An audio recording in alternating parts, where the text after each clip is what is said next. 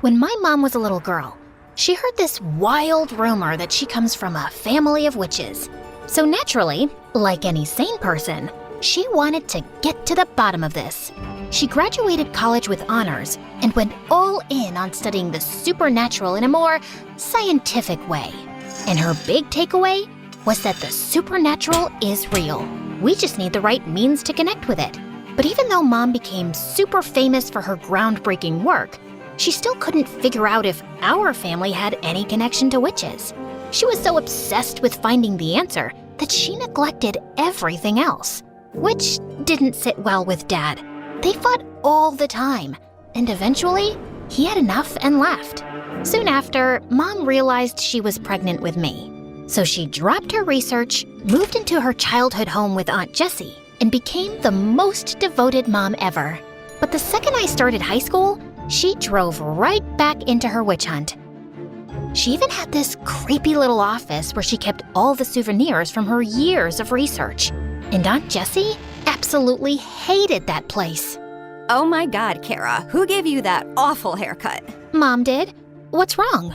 Nothing, except you looked like a shaved squirrel. She looks fine, Jessie. And why are you in my office anyway? I thought you hated coming here. I do. It's just that I need some money. I'm traveling to Bora Bora tomorrow with Jack, and I don't want him to see me as some wannabe leeching off his money. Who's Jack? I thought you were dating Mark. Ugh, Mark was such a bore, so I broke up with him. Now I'm dating Jack. You know he's an entrepreneur and he owns a yacht? A yacht!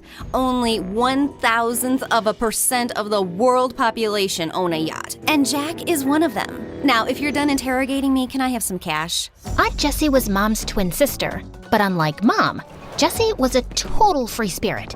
She drifted from place to place, never held down a steady job, and dreamed of marrying rich so she'd never have to work.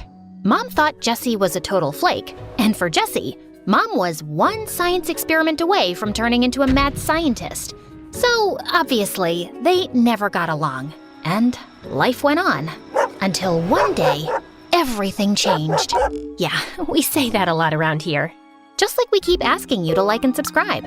So please go ahead and do that. Anyway, Mom was in her creepy office doing her usual research when we heard a loud crash. Jessie and I rushed in to check on her, and there she was, passed out cold on the floor. Her research papers were scattered everywhere, and right in the middle was this weird necklace. I ran to Mom's side while Aunt Jessie called the ambulance, but when the paramedics arrived, they said she was in a coma. Mom was rushed to the hospital, but the necklace stayed behind. I couldn't bring myself to leave it there. It felt important, like it might hold the answers we needed. So I took it and always kept it close to me. Oh my God, just toss that ugly thing already. No way! This was the last thing Mom was researching before she collapsed. She might need it when she wakes up. For what? To wear to some ugly necklace convention? Kara, you're 18. Go live your life. You sulk way too much for a teenager. And you're way too wild for someone in their 40s. Don't you care about Mom at all? Aren't you even a little worried if she's ever gonna wake up? Look, your mom's nuts, okay? For all we know, this is because she spent too much time chasing ghosts and ancient nonsense. Now, do me a favor and stop playing detective. Aunt Jessie grabbed my arm and I wanted to pull away, but I was too stunned. Not because of what she did, but because of what I saw. I had this vision where I saw Jessie in Mom's office pulling money out of her locker. You stole from Mom's locker? What locker? I didn't steal anything. But I just saw...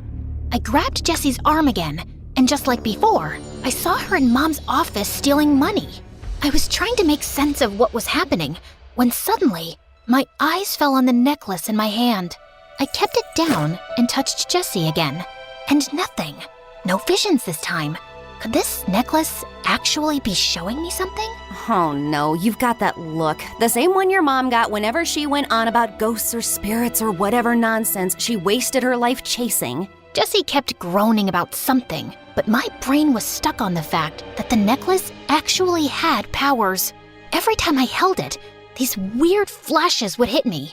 I didn't totally get what they were. Maybe they were some